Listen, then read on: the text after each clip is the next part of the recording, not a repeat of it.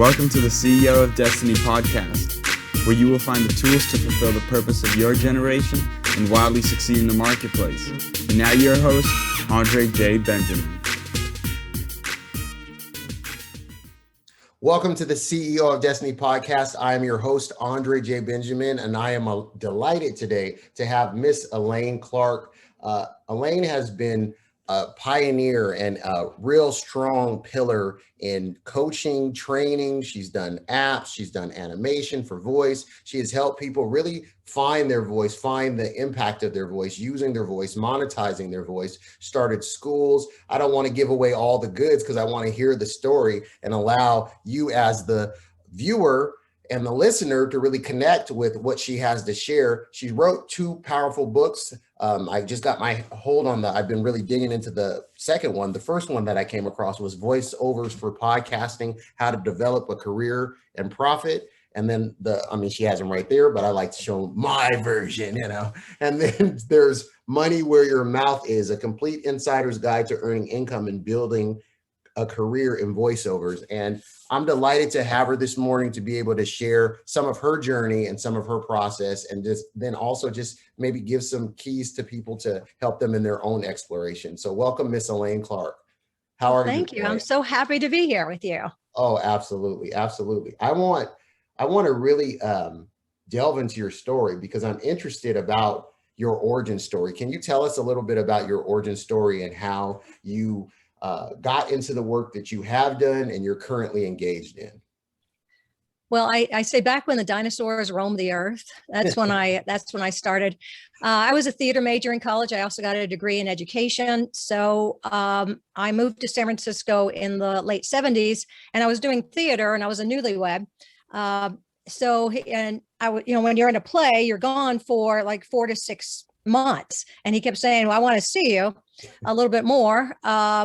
Someone told me about voiceover. It was a very small business at the time, and only people were, teaching things out of their house. And so I found a place that would help me. And so I fell in love with it. I thought, oh my goodness, you mean I don't have to go to rehearsals? I just have to read some copy and then you give me money. This is amazing.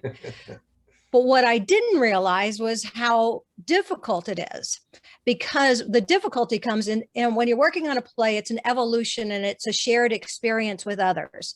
When you're doing voiceovers, you have to bring all that experience to it and be ready for opening night within a couple minutes.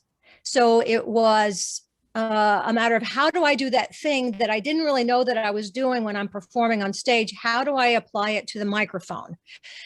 So fortunately, at that time, people were willing to work with you. And I think the first, 6 months or a year or maybe more, who knows, depending on who you talk to, I was really good about 2 weeks after the job, but not on the job, because there's so much about how to use the body, how much to bring those words to life, because a picture's worth 1,000 words. So now we're talking about voiceover and how to use the voice and how you have to use more of your body in order to project that out and trust a lot more when you're just using a microphone. So anyway, people would then say, when I did something well, they go, that's great. And I didn't know what they were doing. What I did, and I didn't know how to replicate it. So part of it was just sort of paying attention to what people were saying and saying, what was that? Well, how are you doing this? And then after not that long a time, like a year or two, people kept saying, how did you break in? How did you do that? And my educational background, as well as my theater background and my love for voiceover came in. So I started, casually telling people how to perform voiceover. Then I walked into a casting director's office, and I noticed that there was a third of the office that wasn't being used. So I kept thinking, I could rent that and start a school if this is in 1986. So I could start a school if for X amount of money, And anyway, so he then said, would you like to rent the space for the same amount of money I had in my head? So knowing how to do business, I was cool. I didn't say yes immediately. I just, let me think about that. And inside it was going, this seems to be right. So at that point, I would then rent a theater and give lectures and rent recording studios and give classes. And then other people started finding me and saying, will you direct this project? So, and I was also doing on camera work and learning how to do that. And it was kind of nice being in the Bay Area because a lot of the technology was taking off and I was growing with it. So, anyway, so in 1986, I started a school and I grew it, but I thought, I need all those elements. You need voiceover, improv, acting, on camera. It all goes together to create a career. So even if someone isn't going to go on camera, if you can watch yourself, you see what you're doing wrong. And the things that you're doing right and how to fix it. So I had the whole thing and it grew and grew. And so, but also my production. We're going to jump into that. I wanted to ask, I wanted to unpack some of what you brought forward. So can you take us back to, so you started us in the arc of where you were in college. Can you take us back to prior to college when you first even discovered, when Elaine started to discover her own voice and the importance of it, and when you started to realize, maybe I have something to say. So maybe it was you're in class and, maybe someone spoke to you about something that they saw with your voice. What was it that helped you even start to pivot in a way where, because you talked about education and theater, but even in picking that and selecting that, how did you start to realize that you had something to say? That's a great question. I just knew that I'd like to create stuff and invent things. So I would talk to my second grade teacher, and I thought I was Pippi Longstockings. First of all, nice. That was my hero, and I would create these little stories in my head, and then I would ask if I could perform them in class, and then she thought it was good, and then take me around to the other classes. Wow. And also, I was living in Milwaukee. Yeah. This is second grade? This is in second grade. Wow. Yeah.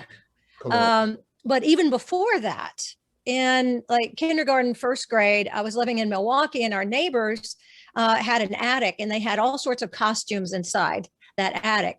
So my sister and I would go up there, and whenever the Highlights magazine came in, and so we would, and I couldn't read that well at the time, but I could still perform and had an imagination. So they would find the little stories in it and then tell us what the story was. And then we would act it out and then perform it to our parents. Now, the parents always thought it was wonderful. Who knows how good it was, really? But that was it. And then the other thing is that I would just make weird noises and imitate as I was going on. And my parents, when they go, wait a minute, and my brother and sister were just like, wait a minute, you just did an imitation of this, and people would make fun of me because I say, well, I opened the door and I walked in, and I would just do stuff and I would do the sound effects with it.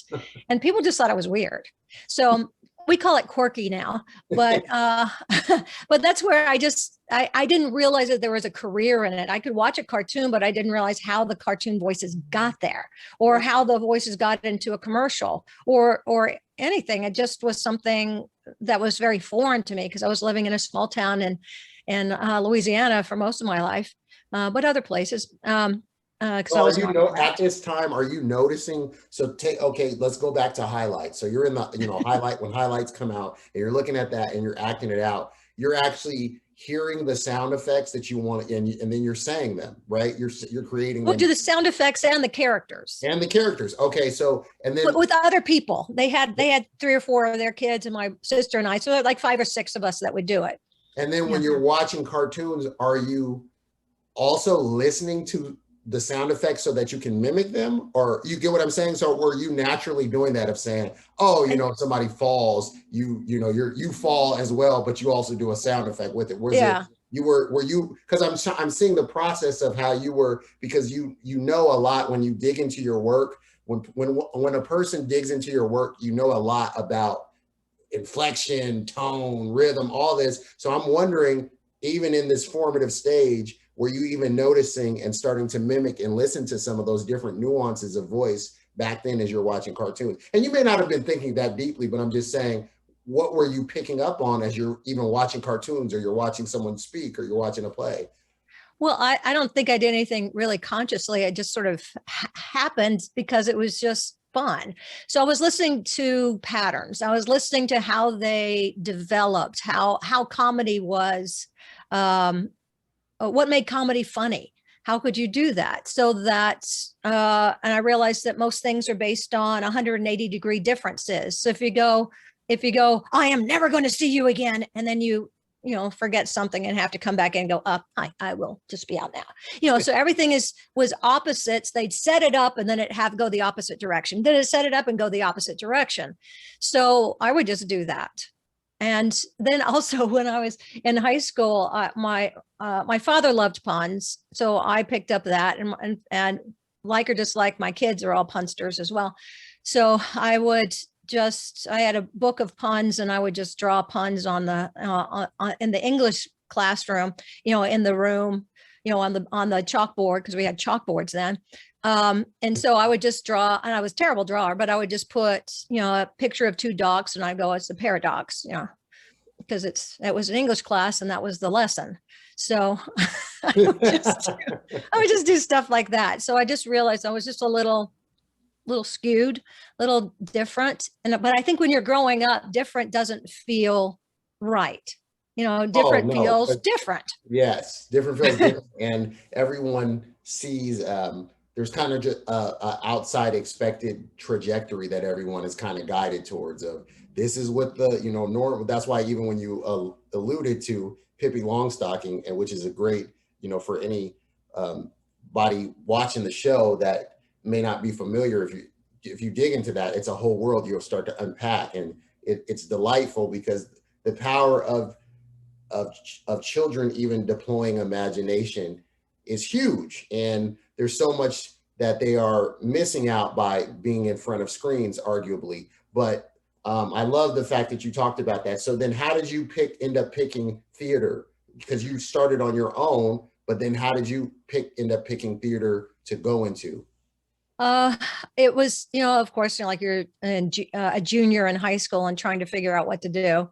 And I thought, well, I could be a lawyer. It's too much school. I could be a doctor. No, I don't like blood. I could be a reporter. But, at this time, people were reporting in Vietnam. I thought, well, that's, seems kind of dangerous. What do I want to be? Oh, I'll be an actor because I can do all of that, but I don't have to do all the schooling that's involved with it. So I can just pretend. Yeah. So I went into that pretend world. And, but one of the things about it, I realized that I had too much structure. You have all the, this is where a lot of the stuff about being an actor, you have to unpack the stuff that you were told was wrong that actually is right. Like don't act up, don't, sit down and behave yourself. Don't make those funny noises. Don't do don't do those funny voices. This, be serious, all that stuff. And then you have this permission to do it. So it's kind of a surprise. And so the more you get into it, you go, oh, and people pay you for that. This is really weird. But I didn't never know that it was just an evolution of how it happened.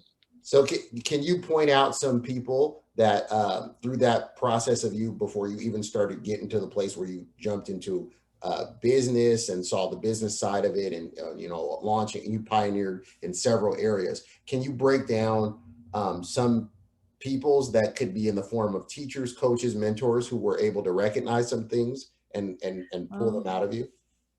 Yeah, I learned a lot from everyone I was with. Absolutely. So, but I remember one of my first jobs, I was there with like 3 of the top guns in San Francisco doing voiceover. And I was like this, and I actually was making noises like, wow. Forgetting that there's a microphone there. So, and then one of the women, just said, stop it. I thought, well, okay, well, I learned something there. I learned another one from a fellow. He came in and he was, and he went over to the Coke machine and got a Coke. And I thought, well, I'll get one too. So I got one, and years later, skip ahead like 25 years. I said, remember when you got that Coke? He said, yeah, and you got one too. I thought that was strange. I said, why? He said, well, I only had one line. You were the one during the whole spot. I said, no, it was a terrible job because I wanted to burp all the way through it. after having that Coke. So that was a, a learning process. I also, learned from the guy who created did the voice of Got Milk, that whenever he would be in the studio and people ask him what's going on, that he would then just say, he would talk about his gardening or talk about cooking, but he never talked about work. So I learned a lot from him about how to be humble and how you're not the job. The job is what you do, but then your life is really what they want to know about. Wow. So I thought that was really impactful. And the other thing that was just mind blowing for me, and I feel so fortunate that, I worked at, during this process, I have a lot of control issues. So I worked at an advertising agency. I was writing copy. I was a media buyer. I was in radio sales. I worked at a casting director's office. And I also worked at a recording studio for a while. And that was the studio that Paul Frees came in. And he's the voice of a lot of the iconic characters that we hear on in our commercials, So, and he's also, the voice of the Haunted Mansion in Disneyland, but he's one of the big three. And I wrote about him in my book, There's Money Where Your Mouth Is. And he would just sit there and tell stories. And I would just eat them up. There were so many stories to tell, and I don't think I can tell most of them here, but it was just so impactful. But one of the main takeaway I got from him, I said, well, how did you get into the business? And he said, a lot of these iconic ones that created the cartoons and some of the sounds that we're dealing with now came from vaudeville. And so he was in LA, and he would tell people I can do 100 voices, and no one believed him because most people say they can do 100 voices, can't. So he then, he found out about a studio that's hiring, let's say, a Western guy. So he would show up with his boots and his jeans and show, howdy, how's it going? And they were like, people were like, oh my God. We have a Texan here, and that's what we're casting right now. How fortunate are we? And so then he'd find out another studio down the street was doing an Italian, so then he would dress the part and go, and he would play Italian. And then he was doing all these different accents and dressing the part to get the job. So after a while, he said it only took about 2 weeks and people realized that he really could do 100 voices. And that's what made him amazing. Anyway, so I learned a lot from him, but how I used that in my career in the 80s and maybe even early 90s, you could have multiple talent agents in the same city. They don't do that anymore. Everyone is exclusive because they called it dialing for dollars. You had to get on the phone first to get to the actor to beat the other agent there. Yes. So but I realized that of the three agents I had, they each saw me a different way. So I started dressing the part. So when I would go into one agency, I could take one or two or three, I had three small children, into the agency, but I would wear pink. And maybe at that time it was kind of obnoxious, a little sweater tied around your neck, but I would dress the part, but it was okay to bring my kids because I would get mommy roles from that agent. So another one saw me as business. So I would, wear more of the starch shirt and structured clothing to go to that agent. And then another one saw me as quirky, which is really who I am. And so I could just wear whatever I wanted, the clothes that I felt most comfortable in. So that way, each of them saw me a specific way and they didn't have to dial for dollars. Now, when they made a decision to just have one agent, I had to teach the agent that I had those other qualities. So I think that most people try to say they do too much and don't prove what they do, how they do one thing first, and then show how they can do the next and the next and the next. So they take that. So in other words, it's like taking the opportunity to prove yourself as really excellent in this one area, and that opens up the opportunity for what's next, because they saw that you were, okay, she did this really well. What else can you do? You come, you show up, you're ready for, I love you get into a lot of the professionalism of being organized and managing time, because for people who are creatives, that is a huge struggle. Is there's that always the starving artist is sometimes the starving artist, because the starving artist is always procrastinating, or perfectionism, some of those things that they get into. When you talked about some of these iconic voices and then your encounters with them, I know even as a child, I used to look for when I found out, because I think they may be showed behind the scenes after seeing one of a cartoon or a movie or something, and I found out that Mel Blanc did all these voices and I said, he did all those, so as a child, I'm baffled by how could he be this person and that person and that person and this person? When did you even start to see that there was a behind the scenes? Because you even talked about the cartoons and how, there's different people doing multiple voices, right? Yeah, I think that I really didn't put that together until I started directing.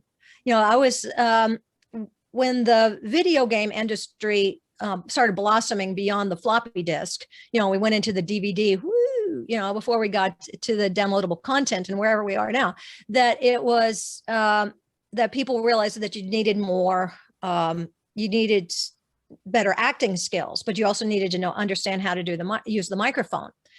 So in casting to get a good rate, you needed to have someone typically to do like 3 voices. I was directing one project and it had 120 voices. It was actually, this is a long time ago, but it was Mario's Time Machine, and Mario would then go and you'd have to get, you have a sword, and he had to deliver it to Joan of Arc. And then when he was at Joan of Arc, he then needed to get a piece of paper, and he would take that to Chai Lun, and who invented paper. And then from here, he would get a filament that he'd have to take to Thomas Edison.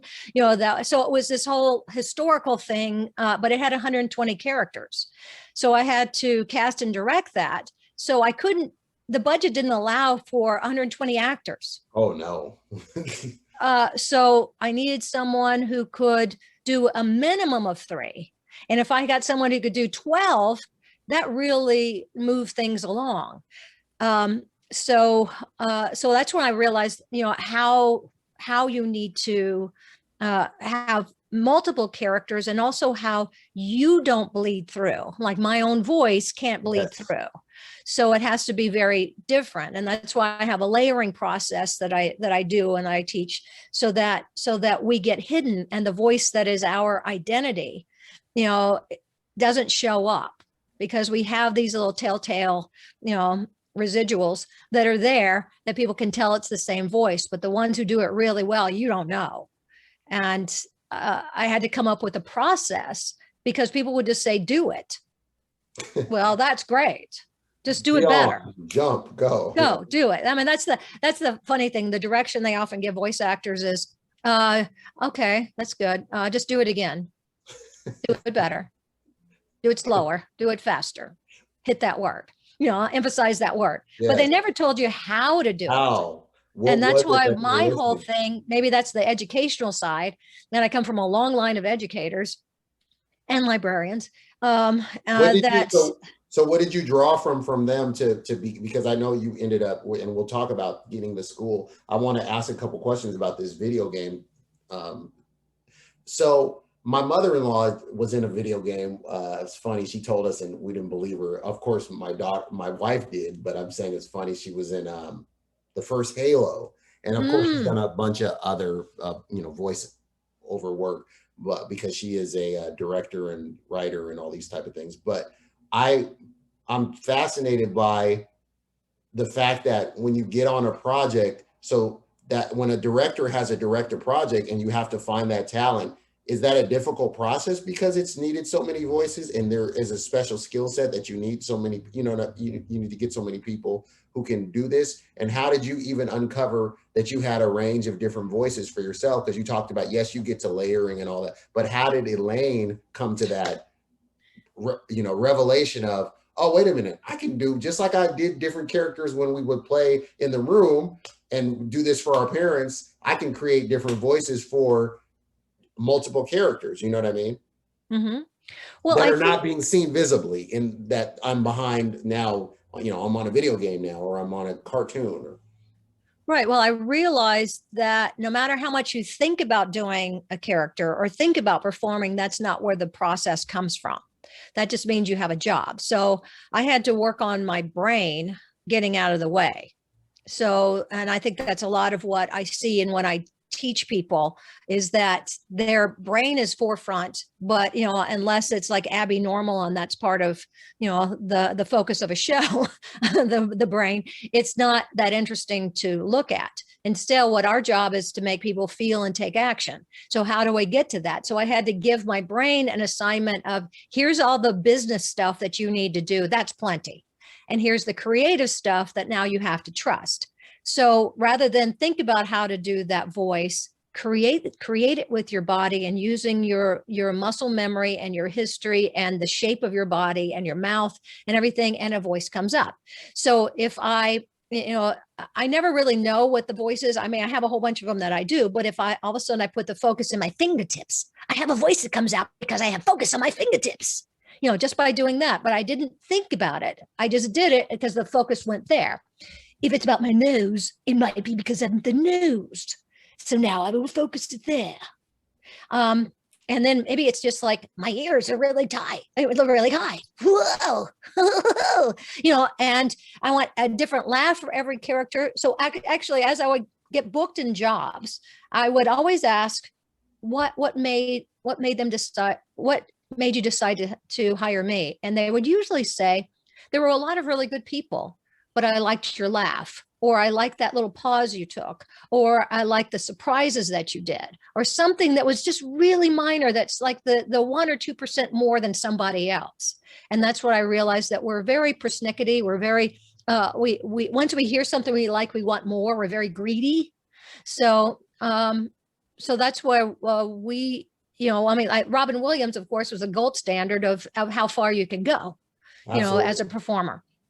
So if we can, so I always say, would he have gone further? Yeah. And that's a good reflective question.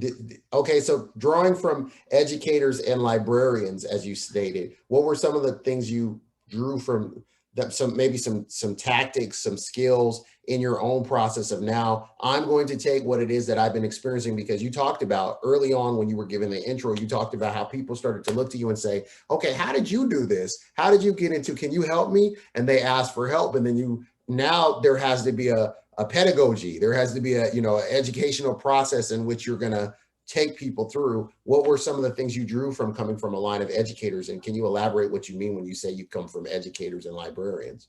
Well, because one of the topics that would always come up was, it's not about telling people to memorize something. It's about understanding why something happens and how it happens, so that you understand history and you understand the foundation of things. So I would always ask why. And I think it came out of my frustration. I took a lot of classes from various people, and they would never tell me why. They would just tell me to do something. And then when I said why, these things are very hard to verbalize. And it's, so some people think acting is sort of like voodoo, it's like magic happens around it, and it just happens. And that's really what happens in theater. So you go to a lot of rehearsals, you're with a lot of people, and then it kind of evolves into something in a magical way, working with people.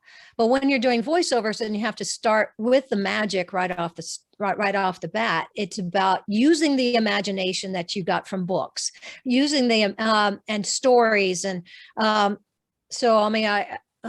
we would always go to the library every summer and just read. So that was, because you were grabbing content. You're yeah.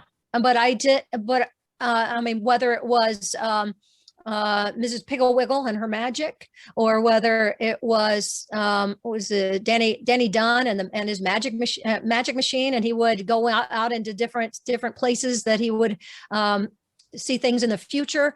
So I thought, well, we have all this history inside us that we can pull from.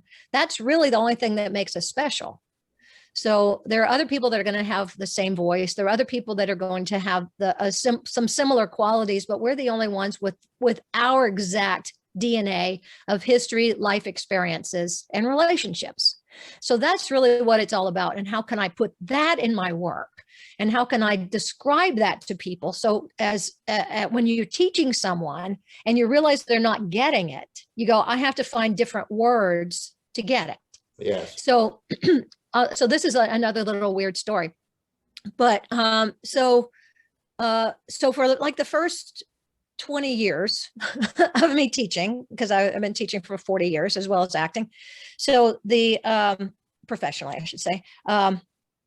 So during that time, I thought I fed people with a lot of intellectual information, but I realized they got stuck in the head, just the same way that I got stuck in the head.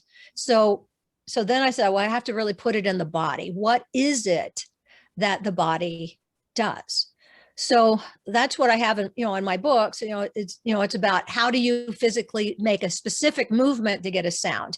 How do you, and I have the whole Real Talking Tips podcast that I have that goes through and breaks down all these different ways of using the body, but it's trying to connect with the thing that we do naturally that we didn't ever pay attention to before.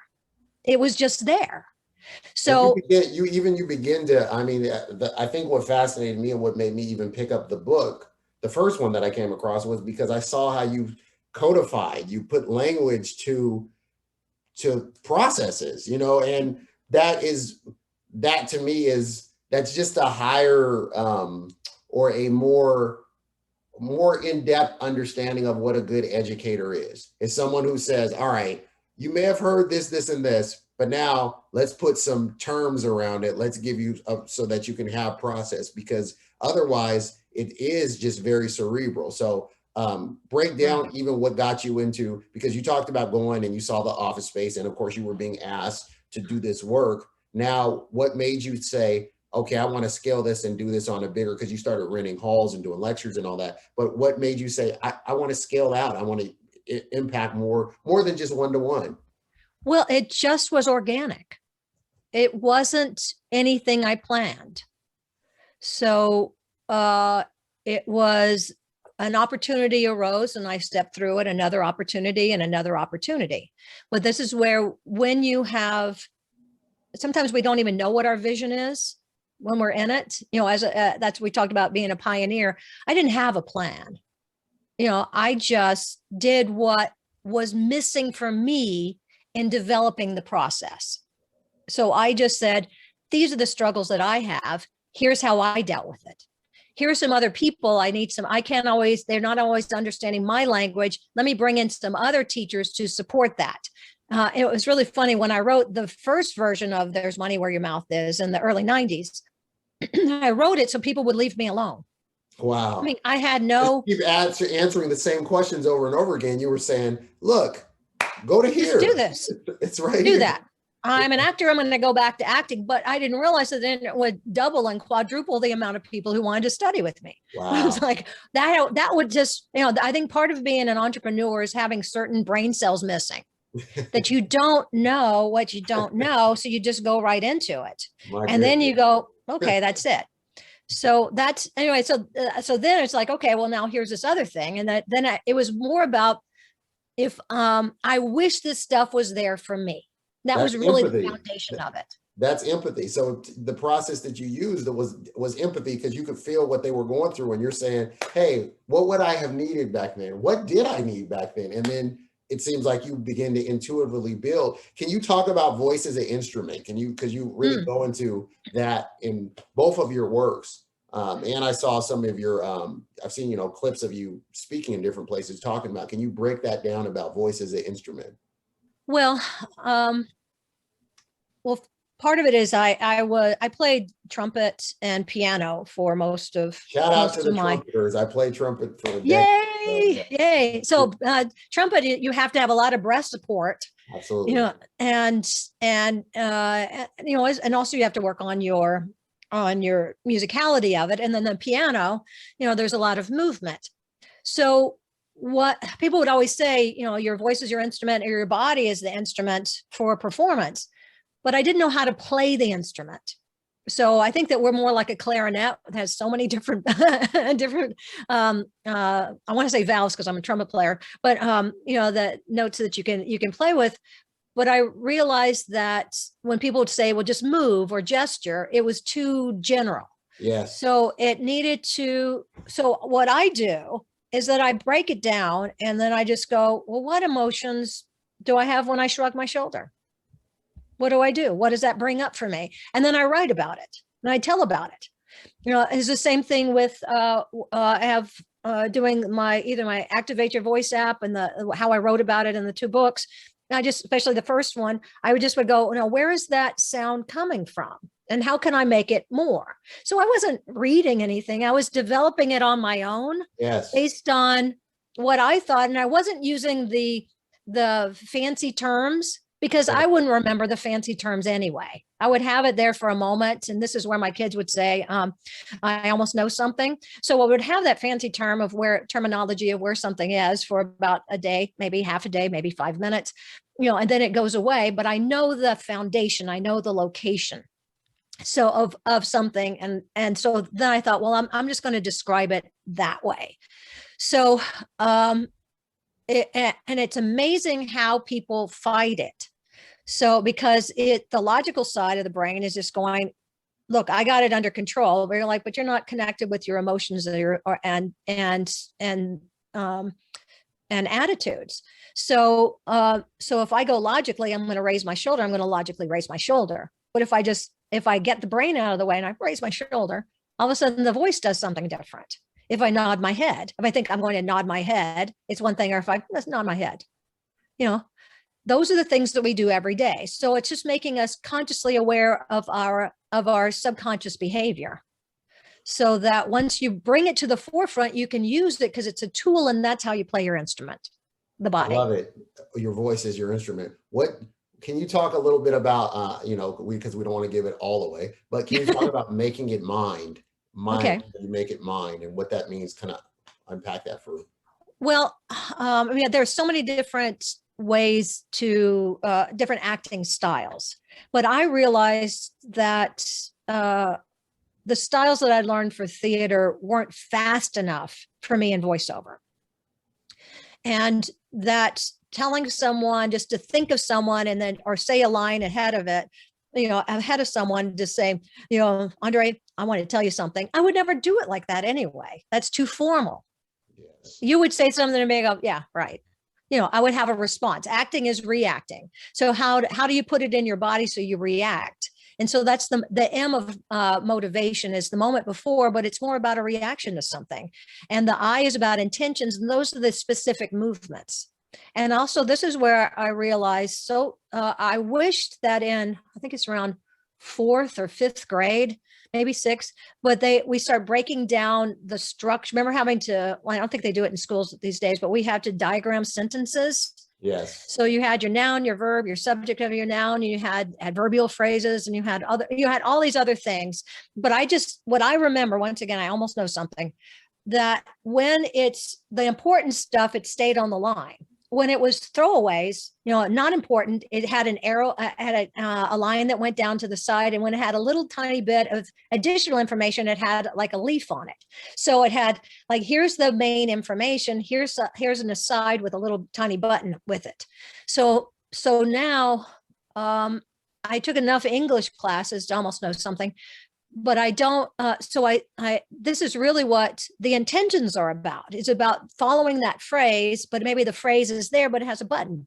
So I just move my hand like that to give it that little bit, or jazz hands, or this is where I'm in the middle of I have the word emphasis chart that I have in the adding melody to your voice app. And it's also in both of the books. And I'm in the process of it right now in, Real Talking Tips podcast, but I'm taking each of the things, each of the word emphasis, and showing how you can use it in different parts of your body, so that we do every day, so that when you have whether you're giving a speech, whether you have a business call, whether you're on the phone, whatever, whether you're recording a voiceover, whether you're doing a podcast, then you go, well, I'm here with this person.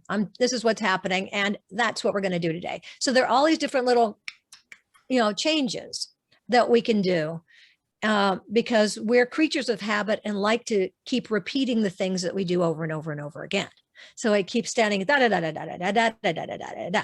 So anyways, So how did you even know like what made you make some apps, develop some apps? Because I mean, clearly I think you told me, which is interesting, without delving too much into that, I think you said something about your spouse is into inventing too. So I think it's funny how you're both inventing in different verticals. That's kind of cool. But can you talk about like what led you to, how was it intuitive to next thing was to make some apps?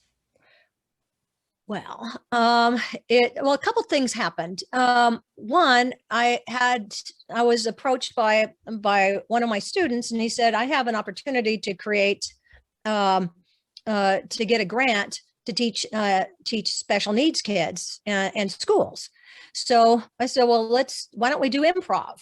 So together we created a program to teach little games, and we broke down improv games into little tiny bits. And then I realized from working with the kids in the schools and the camps and other places and then I would bring it back to my students. They would go, oh my goodness, I need that too. So, so part of so initially it came from helping the special needs kids for the Activate Your Voice and how to do that. And also from people knowing from, as fellow trumpet players, when you're running out of air, you have to tighten your stomach muscles to push more sound out. Yeah. And I realized that when a lot of people don't use those muscles, so then they talk and then it falls away at the end. And so how to then integrate those muscles and use that. And that was a little exercise. So anyway, so I developed that really to help students and to help the kids, so that they could learn how to get louder at the end of a sentence rather than softer, because our emotions are usually at the end of a sentence, not the beginning. And then the other one, adding melody to your voice, there was a virtual conference that was kind of in the new stages of it. And I thought, well, I'm just going, why don't I do something? And I just put on, I had on a black turtleneck, and I had some white gloves and pulled my hair back and just showed how to do it like I was a mime. And then created that to, once again, to help the kids as well as help the students. Yeah. And then, so I did that as the conference, and then created an app out of that. So that's how things sort of come out organically out of need. I don't try to capitalize on anything. I just sort of go, people need that. I'll do that. When you take us back to a little bit to because I want to talk about kind of the future or also the process, if you could take people through and of course you have your books and all this, I want that we're going to continue to push because I want people to avail themselves of the resource, but how people could even get into the field, they get started where they would start from, but also kind of the future of the industry. I wanted to ask you about what makes a good audiobook experience, because you have a whole section about some of those just strategies and tactics and things that we should be aware of if a person is on the end of being the voice of that audiobook. What makes a good audiobook and what makes one that is not as desirable? What have you found? Well, and I'm in the middle of recording and editing an audiobook right now, so that's real top of mind. But you're the voice of the narrator. The author has that story. If the author wants to become another gender or a different age, then that's, but it's still coming from a place inside that author. And so the narrator is the most important part. That's the thread that connects us. And then we have the ancillary characters. And I think a lot of people just enjoy the process of showing off rather than the connection with the story. So I only work on things that I feel compelled to tell that story, that is resonating with me. And those projects seem to come to me because they resonate.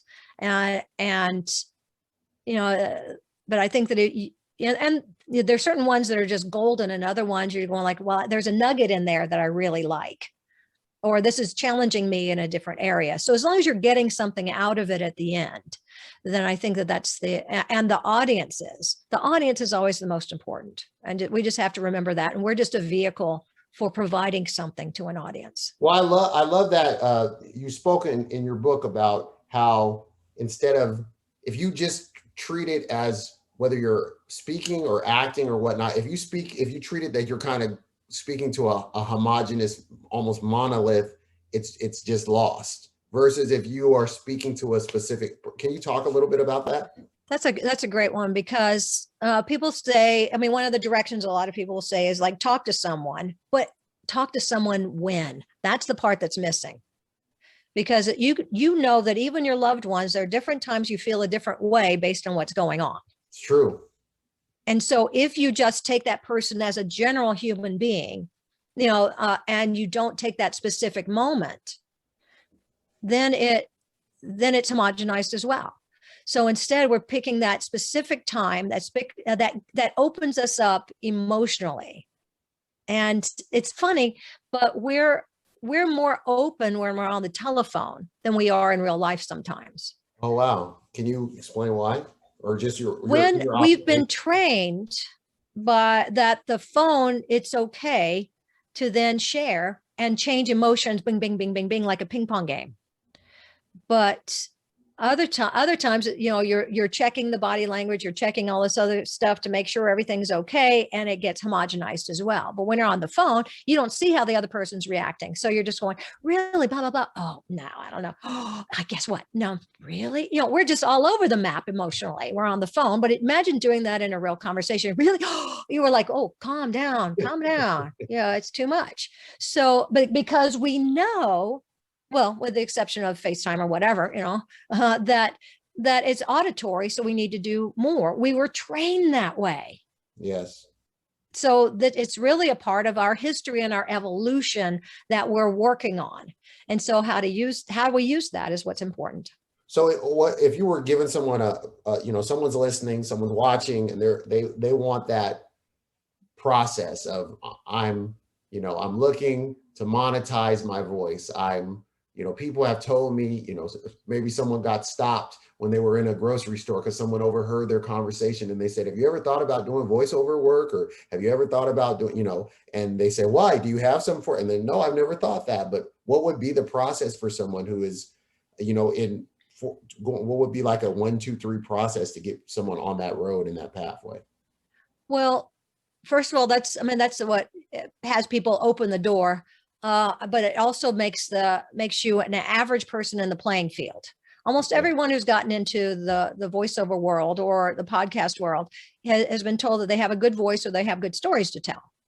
So now that's millions of people, right? How do you distinguish yourself? Yeah. So that's where you have to say, now, what is your point of view? What's your game plan? If you're just doing it for money, it's not going to come from the heart. It's real. You have to do it from the heart and organically, and then good things will happen from that. Maybe not in the time frame that you want. It might take longer, but you're doing it from a place that is where it should come from. Your heart and your gut. So what's step 1 for me? Step 1 is then what I usually do is say, let's work on technique. Okay. So that you understand so your brain is then being filled with what to do. And that's how to use the body, how to interpret the script, how do you use the instrument. Step 2 is then how do you find your subtext, that's where the making it mine comes in. And then step 3 is how do you add your history and your personality and your point of view to that makes it really unique to you. So first step, and I'm paraphrasing for just to make it really simple for people, is you're saying they should, if a person is really interested in this, they should invest in going to go get trained. They should get trained because they have to develop their, as you said, what's your point of view? what is the driver for you to do this? Is this a casual interest, or is this really something that you're going to delve into that with a real strong desire to help others or to make an impact? Because that's going to drive differently than, oh, I need to keep I need to pay the light bill. And no disrespect to people that got needs and all, because we all have our stuff. But I'm saying, if you're driven solely by the scarcity of, I've got to pay for this or I've got to do that, you said it's going to come through and it's not going to last. Can you take us back to the emotion that you experienced when you started to get compensation from your work, and how you knew that as a direction of like, okay, I added value in this area, I need to keep going this direction. This is crazy. People pay me for this and I'm good at this. Well, I think that family is a reference to and a humbling experience. Because at the time I was doing this, the family members, not my immediate one, but others, were just like, well, that's just talking. That's just hot air. They would rather see my elbow as an extra in a film because that's more tangible. That was you. That's Elaine. Then this hot air that kind of goes through the universe and it doesn't have anything you can hold on to or see. So I think, like hearing it on the radio or seeing it on TV, and doing that. But I think that that's also why I needed something tangible too, based on those experiences of how I was, that it's like, it's very hard to wrap someone's brain around. You're making money by talking. Right. So, okay. I think people now with podcasting's become a bigger thing. People are getting it. But I think prior to that, especially when I started in the 80s, it was just like, what? That's really strange. That's why, like having done a bunch of toys, it's nice to hold that toy tangible in your hand and have that voice that you've created come out of that toy because it's tangible. So we're in this very untangible place. So how did that feel when you got, can you take us back to how you felt when you got compensated and then there was something tangible here? So it's like, yes, it was monetized. And then also, oh man, look, there's a product that goes with this. Here's proof of this concept and this work that I did. So what I had to do was give it a value within what I wanted in life. So in the beginning, it would be like, okay, so that's a new television. That is, that's going to be a new computer. That's a camcorder. I gave it a value so that I could hold, that I could touch. So it still had to pay bills and other stuff, but I tried to in my mind say, this is what I get from that. That's good. So then I knew if it's a painting or it's something else, that's what voiceover got me. That's cool. So then that plays as well into how you started to determine and know your own worth and your value, right? Mm-hmm. You started to know your worth and what it was that you would, okay, this is how much I'm charging for this, because you started to attach value. Can you take us through that process? Because people have a lot of psychology around, they don't want to put I don't know. And, this almost like devaluation and false humility, or maybe it's genuine humility, but it's also a low self-value, Well, this is where it's really nice. I'm part of SAG-AFTRA, and the union sets the rates. Good. So, and the talent agents are doing stuff now, are supporting that. So the values were already set. Absolutely. So that made it a lot easier. People who are non-union then saying, where am I coming from? They have rates that they're basing it on now that have been established, but still it's the way I describe it to the students. You can either do if I'm casting you and you're a beginner, I will pay you less, not because I don't value you, but because I have to pay someone else to do more editing on your work. So I have to balance the same amount of dollars. So I can either give the money to you and less to the people on the back end, or less to you and more on the people on the back end. Right. So that's how you value it.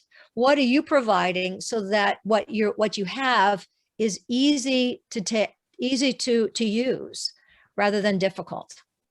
What do you see as the future of that's the future of voice, because it seems that a lot of things are moving to voice. When you have all the, even the apps that people are using, the different things that some people really love these things in their home, talk to this, this turn on or whatnot, and then even I was a huge fan growing up of listening to radio, even though we had television. Now I was glued to the television, addicted to the television so much my parents made me like pause on it, but I still would go to bed and have my own, and then I would turn on Larry King and I'd listen to some of that radio theater where people were acting, and it's the westerns, and I'm sitting there just imagining what it was like. And I almost feel that people are starting to go back to a place of the pendulum has swung back the other way, where people are starting to cultivate imagination again with just the power of voice. And what do you think about the future of where voice can go, and how basically is there a lot of opportunity for people with the podcasting and with even voicing for a lot of these different things coming out? Well, I think that there are a lot more opportunities out there. I mean, just everything speaks, right? So, but the thing that people are worried about, as I call it, the Jetson Syndrome. We've been since the cartoon, the Jetsons. I mean, it was just so funny that they could talk to people on a TV screen. Yeah. Well, that was the future, because you couldn't do that. No. But then they had Rosie the robot. So we wanted robots. So robots are there, and AI voices and that sort of stuff. So it's there's a lot of talk about how artificial intelligence and how the voices are being used to create that. So there's always going to be good performances. There's a lot of work that has to go into the technology of putting an AI voice out there. So it's not just me talking and then I record it and I edit and send it out. So for that hour, it's going to take a day to do that amount of work to make it sound good, typically, not always, but currently at the way things work. So I think there will always be a lot of voice work, because it's a major form of communication, and people are not reading as much. People want to listen. It's true. People move more to, probably an explosion in audiobooks and things, even though hopefully people took the time that we had as the whole kind of world went through the modification to slow down and read. I love reading, as you can tell, but I think there's still a huge, as you put it, a huge opportunity for voice. What are some of the current projects that you're working on next, and how can people find and avail themselves of the different ways that you put out for people to go through training and coaching? Because it's huge. And even in your own process, you talked about meeting with some of the pioneers and some of the people who are established, and how they helped in your process. Yeah. When someone comes to me and they just want to work on becoming a voice actor, I send them to read the book, get the apps, and watch the podcast. I said, now that's going to shave off thousands of dollars. Wow. And your practice, but you got to practice it so that now we have a language. It's like, what I teach is sort of, I guess it comes from the music background. You have to learn the scales before you can play the song. And there are a few people who have good ear training, and that are just natural and can perform. Those are rare. Most people have to learn the scales. So once you have the scales, you can put together any tune, any job, but you got to have that foundation. Then we have to then work on how do you. So now, based on that, let's see how much you're in your head or in your body, how much you're trusting, because trust is the main issue. So then that's where I will just do private coaching, and then work on demos and produce that and help them get established in the business. If I'm working with a podcaster, it's sometimes it's about the team. How do you build the team so that it's all supportive? You might remember this one chapter about pitfalls, people, and problems. So, but I wrote that because the majority of people I was coaching would then say, well, I thought it was going to be 50-50, but it's become 70-30. How do I deal with this? or I'm doing this, but I want to move to this next stage. So I work with them about how to get more funding, how to then go out to look at their pitches and say your pitch is needs refinement, because I'm looking at it from an outside person, just going, but you're saying too much, and I don't know what you want. I'm not getting the ask right away, and how that's going to benefit me. I think everything comes back to the person you're talking to. This has to benefit them, and it's not about us. We're just the vehicle of truth to help someone else. It's big. It's big. So what are the websites that they can find you at, and just some of the resources that you have available? Because you talked about your everything from the podcast to the apps to so where can people find you at? Okay, that's good. Well, everything that they want to find is on my website, and that is ElaineClarkVO.com. So it's Elaine Clark without an E at the end of Clark, because the Brits are like, what, Clark without an E? How odd. So, but anyway, it's just, or you can type in realtalkingtips.com, and then that will also take you to the website. And then it shows my background, what I have to offer. The podcast is there with the blog and the audio, as well as the YouTube. I have a YouTube channel. I'm, on the various, audio podcast sites. If they want to search for that, they can either search under Real Talking Tips or under Elaine Clark. Same thing in the app stores. They can look for just Elaine Clark apps, and then both of the apps will show up there. So, and now, of course, the books are through Amazon. So both of them are through my Skyhorse Press, my publisher. So anyway, so everything is, but I just all compact on the website. If people just want to go to the website and just go, then it has the click-throughs right there. That makes it easy, but you can go to any of those other places and find it. It was kind of funny because, once again, organically, my publisher that did the third and fourth versions. This is the fourth version of There's Money Where Your Mouth Is. I was originally with Random House. Then I moved over. Then they had called me and said, we think you should write a book on podcasting. It's called Voiceovers for Podcasting. Are you interested? And I said, sure. So I did 100 hours of research on it. And then I thought, well, what would I want if I was developing it and using some of my radio sales and background in that, about vertical and horizontal, formatting, and about, team building, and about some other things. And here's the technical stuff that everyone tells you, but I'm going to make it more about the creative approach to go about having a really cool podcast. So that you're just then going to think from a creative standpoint, rather than I'm just going to throw something out there. So anyway, so that's where that's how everything kind of evolves. And then people say, well, where's your podcast? I was like, you're right. I don't have one, because I was busy. I ran a school for 32 years before selling it. And then I was directing and producing and coaching and acting, just like my days were full, and my family was going, can we see you anytime? Would be really nice. So now, so that's why I thought, well, part of it is just, let me just put this stuff out there, because people still need the training of extra stuff. But if I can just make it easier and more affordable for people to get the foundation, so that they can learn the scales, they can understand the stuff, and then say, am I doing it right? What am I missing? Because that's what that's the hard part, is knowing something, but knowing inside you that something is not quite clicking, or it used to click, but it doesn't click now because of age and life experiences and how the world is, or whatever it is. How do we get past that little hurdle, which we all have in life?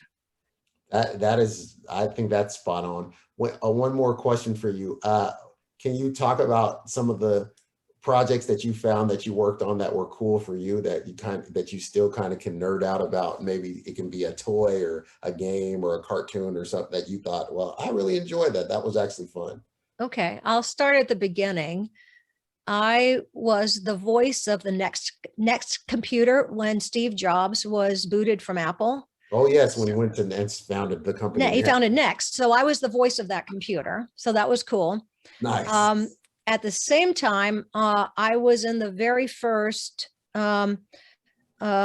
business training video for Microsoft when it was still located in Silicon Valley. That was a long, long, long time ago. Oh, wow. So I was working with two of the greats at the very beginning in the 80s. Absolutely. So that was amazing.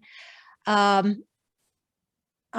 think directing so many video games, which really, and I learned a lot from those, but then I cast and directed the original American version of JoJo's Bizarre Adventure.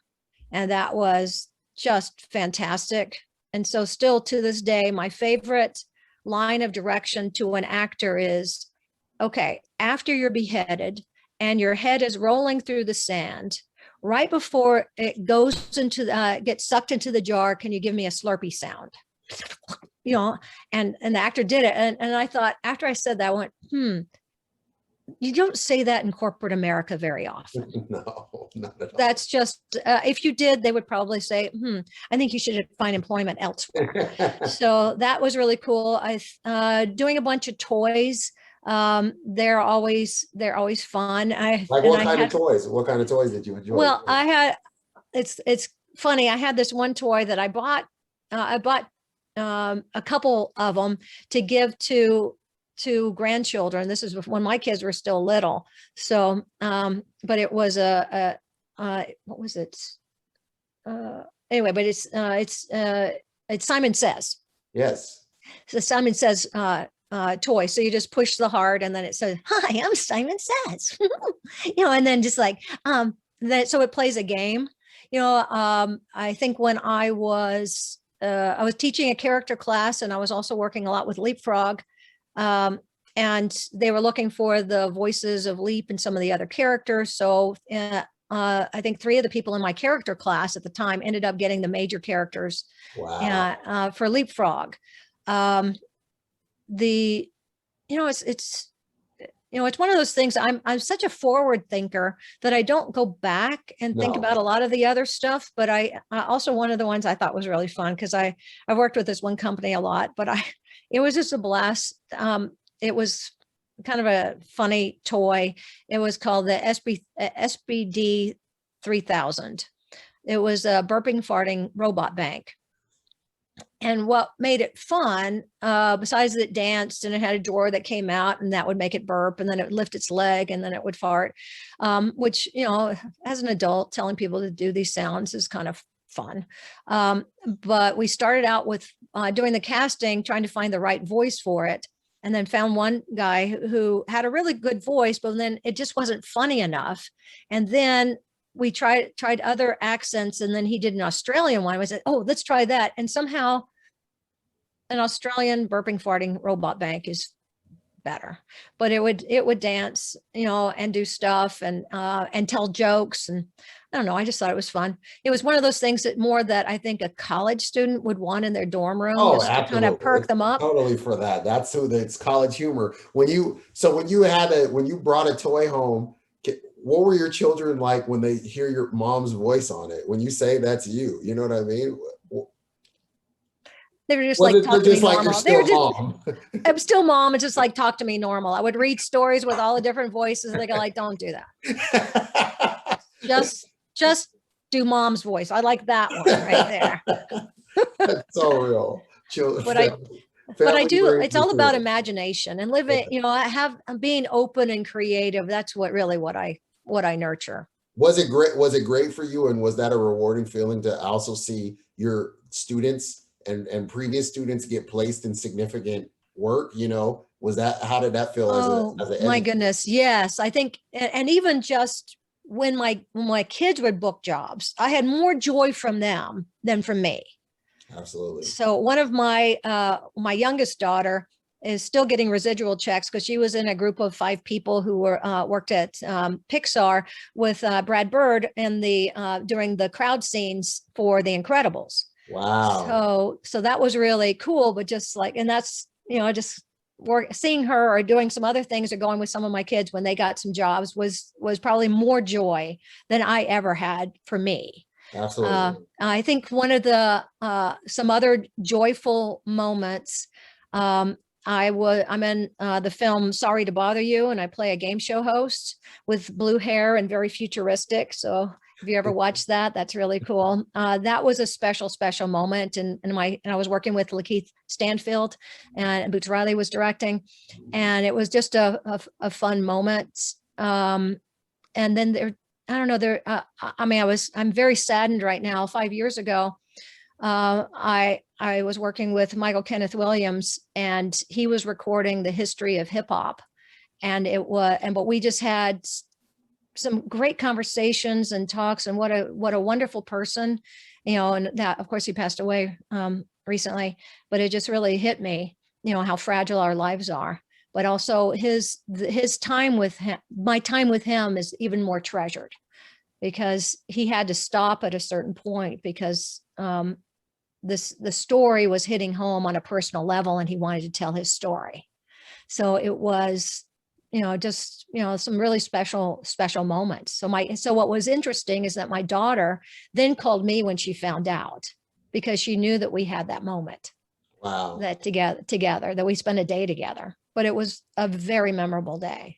It's powerful how much you've spoke, and even in your work, you spend a lot of time talking about story, and story is huge because it's seeming to resonate again in people's desire for a really strong story right now. It's big, and people being able to communicate their own story, which is huge, of kind of what they went through, and in an interesting way, and condense and really hit those in those specific points of like, these are key things, because you took us through a lot, and but in a short amount of time, it's very relatively short compared to all the years, you know what I mean? So I really want to thank you today for coming and for being on. I really think people are going to glean a lot from this. My goal was that people would be encouraged, because there definitely there's curiosity when you see that there are still unique fields for people to get into. Children are kind of still groomed, sadly, and and no disrespect to doctors and lawyers and judges and all these type of things, but those are and engineers, but everybody's still kind of steered that way. So when you hear about someone that says, hey, I carved out my own pathway with something that I recognize that we all carry, which is our voice, and how do you use it as an instrument, and how can you basically play that instrument to where it creates these beautiful, on the canvas of people's hearts and their imaginations and their minds. It's just really great stuff. So I'm look forward to people finding you. I once again want to promote these books because they're very impactful. There is money where your mouth is, right? Let's get a hold of this. And I want you to get a hold of Voiceovers for Podcasting, because they're very groundbreaking books. And I love the work that Elaine is doing. And any final words you want to say, Miss Elaine? Well, I think that we all have to find our inner child and enjoy that, because that's where a lot of twinkle in the eye comes from, and a lot of play and fun and connection, and just be thankful for all the relationships that you have in your life that nurture you in all the different ways. And I also want to thank you so much for inviting me to talk with you. You're such a joy yourself. Thank you for your encouraging words. When you said that thing about your inner child, I was talking to my wife about how I used to read Calvin and Hobbes when I was a child. And then now it's funny, because in all the busyness of being an adult, right, or trying to be grown up, taking care of responsibilities and things, our middle daughter will bring Calvin and Hobbes to me, and she'll want to reread these jokes that I introduced her to Calvin and Hobbes, but she's just like, Dad, no, Dad, you got to understand why this is funny. So it's just funny when you said, but then when I go back to mentally, when I was in that space, it's hilarious, right? You're like, this is really funny, but I can't be I'm an adult now, and this is not. So it's totally on point what you just said.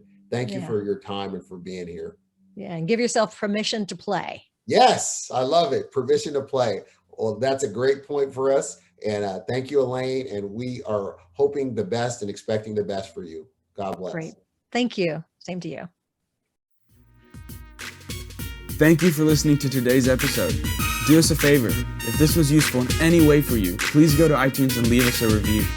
Reviews will allow others to easily discover the podcast.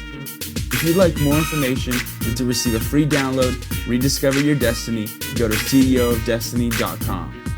Thanks again, and tune in next time.